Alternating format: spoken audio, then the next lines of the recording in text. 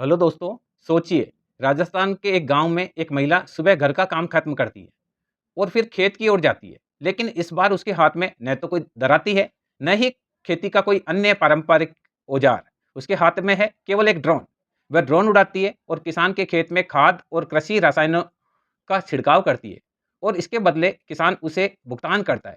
अब सवाल है, क्या ड्रोन सिर्फ खेती को आधुनिक बना रहा है या गांव की महिलाओं को एक नया व्यवसाय भी दे रहा है? यही है नमो ड्रोन दीदी योजना की कहानी। नमो ड्रोन दीदी केंद्र सरकार की योजना है जिसका उद्देश्य महिला सेल्फ हेल्प ग्रुप यानी एसएचजी को कृषि ड्रोन उपलब्ध कराना है और उन्हें किसानों के लिए ड्रोन बेस्ड एग्रीकल्चर सर्विस देने योग्य बनाना है। सरकार ने इस योजना के लिए 1261 करोड़ रुपए का प्रावधान किया है और 15,000 महिला एसएचजी को ड्रोन उपलब्ध कराने का लक्ष्य रखा गया है। लेकिन ध्यान दीजिए, यह केवल महिलाओं को ड्रोन देने की योजना नहीं है। इसके पीछे एक पूरा का पूरा मॉडल है। Drone plus training plus agriculture service plus income, यानी महिला एसएचजी ड्रोन लेकर किसानों के खेतों में सेवा देगी और उससे आय अर्जित करेगी। अब सवाल है, इतना महंगा ड्रोन गांव की गरीब महिलाएं कैसे खरीदेगी? योजना के तहत चयनित एसएचजी को ड्रोन पैकेज की लागत का 80% तक फाइनेंशियल असिस्टेंस और अधिकतम 8 लाख तक मिल सकता है। बाकी राशि के लिए लोन की व्यवस्था है और उस पर 3% इंटरेस्ट का प्रावधान है। मतलब सरकार शुरुआती इन्वेस्टमेंट का एक बड़ा हिस्सा सपोर्ट करती है। लेकिन असली कहानी इसके बाद शुरू होती है, क्योंकि ड्रोन खरीद लेना ही पर्याप्त नहीं है, उसे कमाई का साधन बनाना होगा। इसके लिए महिलाओं को ट्रेनिंग दी जाएगी।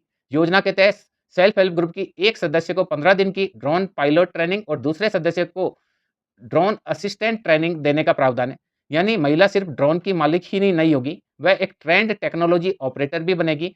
और यही इस योजना का सबसे बड़ा बदलाव है, क्योंकि टेक्नोलॉजी और स्किल अगर मिल जाते हैं तो इकोनॉमिक अपॉर्चुनिटी बन जाती है। एक महिला जो पहले सिर्फ अपने घर या खेत का काम कर रही थी, अब टेक्नोलॉजी बेस्ड सर्विस बिजनेस भी चला सकती है। अब किसान की बात करते हैं। किसान को फसल में फर्टिलाइजर और पेस्टिसाइड स्प्रे करना है। आजकल फर्टिलाइजर भी लिक्विड बेस में आता है। इसके लिए वह मजदूर, मशीन और काफ़ी समय उसका पुराने तकनीक में लग सकता था। ड्रोन से खेत में लिक्विड इनपुट्स का टारगेटेड एप्लीकेशन किया जा सकता है। इसे कहते हैं पर्शियन एग्रीकल्चर, अर्थात सही जगह पर सही मात्रा और सही समय पर कृषि इनपुट का इस्तेमाल। इससे कई परिस्थितियों में समय की बचत होती है, लेबर रिक्वायरमेंट में कमी आएगी और स्प्रेइंग एफिशिएंसी बेहतर हो सकती है। लेकिन इसका लाभ हर खेत में समान होगा, यह जरूरी नहीं है। यह खेत के आकार, फसल, मौसम, सर्विस चार्ज और ड्रोन के यूटिलाइजेशन पर निर्भर करेगा। अब आते हैं राजस्थान पर। राजस्थान में कृषि क्षेत्र एक बहुत बड़ा और विविध है। यहाँ छोटे किसान भी है और बड़े कृषि क्षेत्र वाले किसान भी है। ऐसे में राज्य में कृषि टेक्नोलॉजी का इस्तेमाल एक बड़ा बदलाव ला सकता है। राजस्थान के इकोनॉमिक रिव्यू में 1070 एग्रीकल्चर ड्रोन से संबंधित प्रावधान का उल्लेख है। 2026-27 में इकोनॉमिक रिव्यू में सेल्फ हेल्प ग्रुप के लोन पर एग्रीकल्चर ड्रोन्स और ट्रांसपोर्टेशन व्हीकल्स के लिए अतिरिक्त 3% इंटरेस्ट सबवेंशन का भी उल्लेख किया गया है। यानी राजस्थान में ड्रोन दीदी को agriculture modernisation plus women entrepreneurship के दोनों से जोड़कर देखा जा रहा है। अब सबसे महत्वपूर्ण सवाल, महिला पैसे कैसे कमाएगी? बहुत आसान उदाहरण से समझिए। एक सेल्फ हेल्प ग्रुप के पास ड्रोन है। गांव के किसानों को स्प्रेइंग तकनीक की ज़रूरत है। सेल्फ हेल्प ग्रुप किसानों के खेत में ड्रोन सर्विस देती है। किसान इसका सर्विस चार्ज देता है। यानी महिला की आय केवल खेती या मजदूरी से नहीं, बल्कि एग्रीकल्चर टेक्नोलॉजी सर्विस से भी हो सकती है। यही इस योजना की सबसे बड़ी खासियत है। महिला के पास अपनी जमीन होना जरूरी नहीं है, यह कृषि सेवा की इंटरप्रेनर बन सकती है। अब आर्थिक लाभ से आगे बढ़िए। कल्पना कीजिए, गांव में लोग उस महिला को देखकर कहते हैं, ड्रोन दीदी को बुलाओ। यह सिर्फ एक इनकम अपॉर्चुनिटी नहीं है, यह उसकी सोशल आइडेंटिटी को भी बदल सकता है। यानी टेक्नोलॉजी यूजर बनाती है स्किल वर्कर और बनाती है और एंटरप्रेन्योरशिप बन सकती है।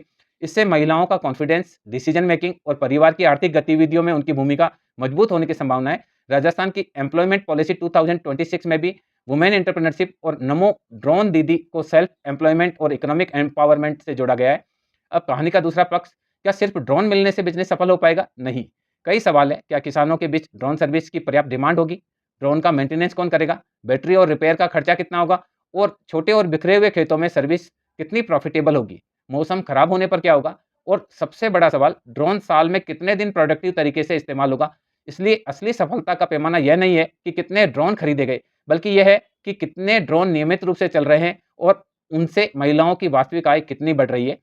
तो नमो ड्रोन दीदी योजना सिर्फ ड्रोन की कहानी नहीं है, ये 3 बड़े बदलावों की कहानी है। एग्रीकल्चर मॉडर्नाइजेशन, खेतों में टेक्नोलॉजी का इस्तेमाल। दूसरी बात है वुमेन एम्पावरमेंट, महिलाओं को स्किल और इनकम अपॉर्चुनिटी और तीसरा रूरल एंटरप्रेन्योरशिप, गाँव में technology based service business. Rajasthan के लिए प्रयोग खास तौर पर बहुत महत्वपूर्ण है, क्योंकि अगर एक ग्रामीण महिला ड्रोन उड़ाकर किसान की मदद कर सकती है, अपनी आय कमा सकती है और अपना छोटा बिज़नेस चला सकती है, तो यह सिर्फ़ एक सरकारी योजना की सफलता नहीं होगी, यह ग्रामीण भारत में महिला की आर्थिक भूमिका बदलने की शुरुआत हो सकती है। और शायद आने वाले समय में गाँव में जब कोई किसान कहे, खेत में स्प्रेइंग करनी है, तो जवाब आएगा, ड्रोन दीदी को बुलाइए, और यही है नई ग्रामीण अर्थव्यवस्था की तस्वीर। धन्यवाद।